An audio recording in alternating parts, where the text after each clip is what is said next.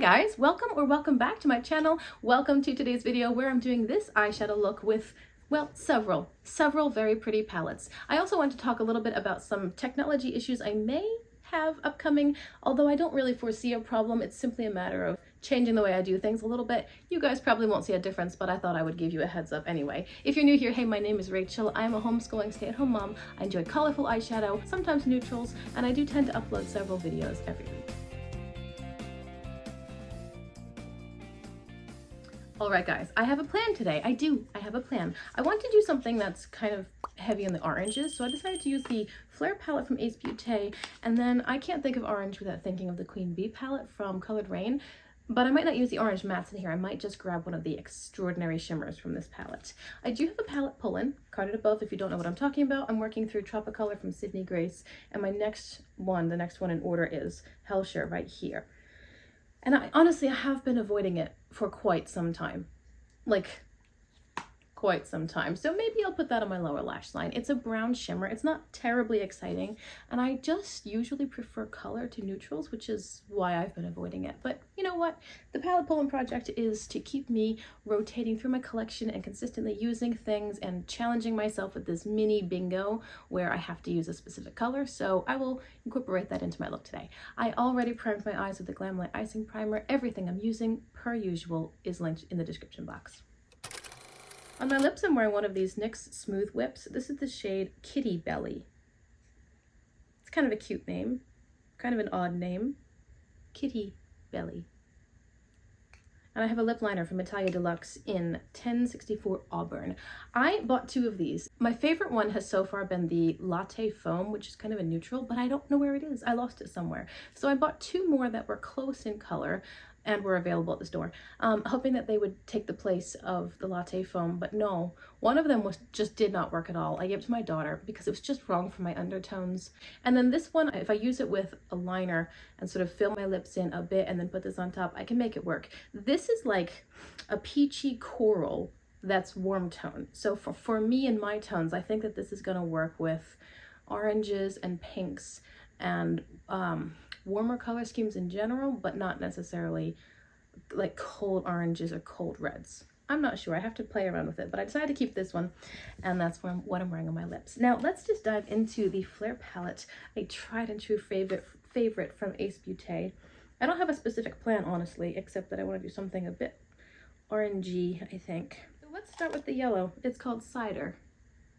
I'll put it here. Hopefully I'm not repeating myself. That's always terribly boring. That's okay. I haven't played with this palette in a while. My husband and I decided to cancel our internet service because we both have smartphones. We both have iPhone 13 Pros, and we're just working on saving money so that we can pay off our car and build up our savings account for a house at some point. And that means that we want to cut down on things that are not necessary, and it's hard. I don't know that honestly these days, if you live in the modern world, in a first world country and whatnot, it is difficult to say that the internet is not necessary. And honestly, with our way of life, the internet is necessary because I'm talking personally, because we have classes online and email and subscriptions and ordering things. Everything's online, right? I do know one person who lives without the internet, and her life is quite difficult. She resists technology to the max, and she still uses it because the things that she needs, which she can't get in a store or something, she has somebody else order online. So she still uses technology. She just consistently denies its benefits and value and won't personally participate. She'll just participate by proxy and inconvenience somebody else. And it's just not reasonable. Now I think I'll take Pumpkin. So anyway, oh, look at that. Oh, look at this color. I just dipped in so lightly. Oh my goodness, how beautiful. Anyway, the internet is definitely a large part of our lives, but because we have smartphones, we can do a lot of those things with the data plan that's part of our phone package. And we were thinking, well, hey, if we just disconnect the internet at home, because my husband does all of his schooling at work, then we could save, what, 150 bucks a month, whatever it is. Now, I will say, we tried this sometime last year, maybe 2 years ago, and it didn't last very long. I think within a week, we reinstated our internet service. However, the difference then was that he was doing his school here at home. He was logging into his classes and watching the lectures after the fact when he finished his work day. But his school recently changed their policy where now you have to be live for classes. So he actually has to clock out of work, take the class, and then clock back in and finish his work hours. So that means that he's doing all of his school, all of his actual classes at work. That's the biggest thing, I think. So as far as my YouTube uploads, now I'm going to deepen a bit with hazelnut mixed with acorn. Why not? We'll just do them both. As far as my YouTube uploads, I think my solution is going to be that I'll just record my videos as usual, which takes up only phone space, and I'll edit them, and then I will, when I get somewhere that has an internet connection, such as the library, then I'll just upload all of them at one time and schedule them from there. That wouldn't be super different. It would only be that I'm uploading multiple videos a day instead of just uploading them as they're finished. But I hope that that will work, because if that doesn't work, I don't know what the solution is, which would be a huge disappointment to me, because I really, really, really enjoy this little hobby. It's fun. It is creative for me. I enjoy it, and I'm not ready to discontinue it. So I have every expectation that that'll work. Like, there's no reason why having Wi-Fi at home would be different from having Wi-Fi somewhere else and simply using that internet connection. So I don't foresee any real problems. It's just a matter of scheduling. Anyway, figured I would give you guys a heads up in case you noticed any unexplained absences. Maybe it's because I'm just working through connectivity issues. Okay, so now as far as shimmers go,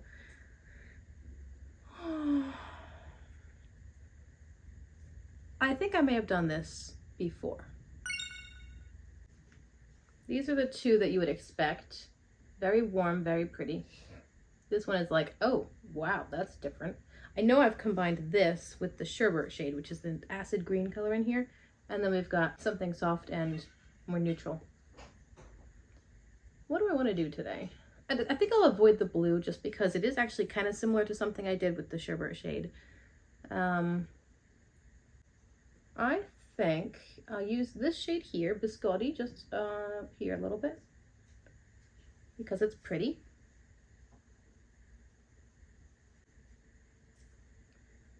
And then, you know what, let's go with this burgundy color. This is called Mirage, and since it's on my finger, I'll just roll with it. I do not use Mirage as often as I use Fireflies, so that's kind of why I'm doing it now. I'm going to bring it all the way to my inner corner, but I'm also going to highlight that area with the flat brush now. Highlight that area with the Queen Bee shimmer, so that'll be quite distinct. Now this is a little bit more monochromatic, and yet with that lovely yellow right over here, so pretty. It's pretty. All right, I've taken Firefly on a very small flat brush. I'm going to lay this on the inner half or so of my lower lash line. This is a shimmer, but I just wanted to bring a smidge of the orange down here, maybe the inner 2/3. And now I'm going into Tropicolor into Hellshire, same brush, just trying to load up the side of the brush because I don't really need a flat. I just needed something that wasn't fluffy, that would pick up the shimmer. And Hellshire I'll place on the rest of my lower lash line out to this outer area. This is my palette pull-in. The Sydney Gray shimmers are so pretty. They're just really creamy, very buttery, not super sparkly, but they're great quality. They're really excellent quality. And this Hellshire shade is kind of a silver-based brown. Maybe just cause. I'll put a little tiny bit on my finger and dab it over here where the shimmer meets the mattes, because it's gonna help cross over. Oh yeah, that's good. It's gonna help cross from the shimmer into the matte, honestly, because I had a reddish shimmer bumping into some brown mattes. Yeah, there we go. I actually hadn't planned that, but that worked out nicely. I don't want to muddy the shimmers together. I just want them to bridge, you know?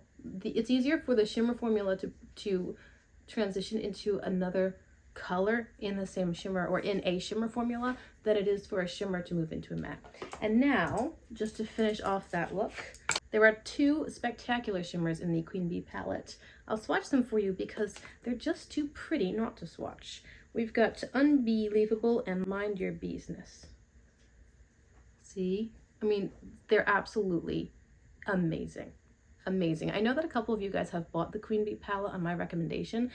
I don't have any experience with other colored rain palettes, but this one is smashing. And I often just want to play with both of these shimmers because they're irresistible. But I think that for an inner corner highlight, I'm going to go with Mind Your Business. Not on my big fat middle finger. So I'll pick it up with a smaller blending brush and just tap that here. There we go. I think that's pretty. I'll choose something for my waterline, go off my camera, you know the drill. I'll be right back. Okay, so here we are. This is the look all said and done. I think it's pretty. It's a little bit more monochromatic than I typically go. I usually like lots of contrast, lightness and depth, and then it's fun to mix and match funky colors together, but I just wanted to do something a little bit more, I don't know, I won't say safe, although this is safe. I just wanted to go a bit more monochromatic today, a bit unusual, but still have some kind of twist. You know, I've got some warm, some cold, some yellow and orange and reddish and burgundy kinds of hues. And then that random palette pulled, which was a brown shimmer. I think it's pretty. I'd love to hear your thoughts, of course. I do not have anything in my waterline, but I am wearing mascara, and that's it for the eyes. On my face, I've got just some bronzer from Physicians Formula. I used the Nomad Positano Sunrise Highlighter, which is a gorgeous, fiery peach kind of color. And then I cooled it off just a smidge with something from BH Cosmetics, highlighter from the Frosé palette. And that's everything. So I'd love to hear your thoughts, of course. But going back to what I was talking about in this video, the technological, that's not right. Technology issues and streaming and Wi-Fi and data usage and all that stuff. I really do not foresee a problem. There's no reason that you guys should be expecting delays. I think that it's not going to alter my channel at all, because as long as I have Wi-Fi somewhere for a bit of time, I should be able to upload videos as usual. It's just a matter of doing things on my end. I'll have to batch film and edit the videos and just have them waiting to be uploaded one at a time when I get to that place with Wi-Fi. I'll probably just turn it into a library day with the kids because our homeschool group is about to end and we should be going to the library more often because libraries are great. And it would just be nice to get out of the house a bit since we won't be going to homeschool group, have something to look forward to. So that's my plan. If there are any problems, I will of course let you know. I will obviously have access using my own data on my phone. It's just not enough to stream and upload videos. There was one consideration, which is the length of the videos. If it is a really long video, like a 45-minute palette declutter or something, those take a long time to upload. And I foresee there might be some issue if it needs a good chunk of the day to upload because it's just my phone to the internet. That might not be as doable. I'm not sure. I would just have to try to see, but on the whole, those videos on my channel are very rare. Most of my videos average below 20 minutes because those are the snippets of time that I can give to watching a video, so that's kind of what I tend to create for you guys as viewers. I don't foresee a problem. I think it's just going to be a matter of shifting things a little bit on my end. Let me know if you have any suggestions because I am always open to suggestions. Technology is not really my strength. My husband will describe things and I'm sitting there with a blank stare. I don't know what you're talking about. But, you know, we'll figure it out. I thank you so much for being here today. I hope you have enjoyed the video. I do appreciate your time and hope you'll consider liking and subscribing before you go. If you want to see lots of videos like this, I do typically upload multiple videos a week. I'll see you guys in my next one. Bye.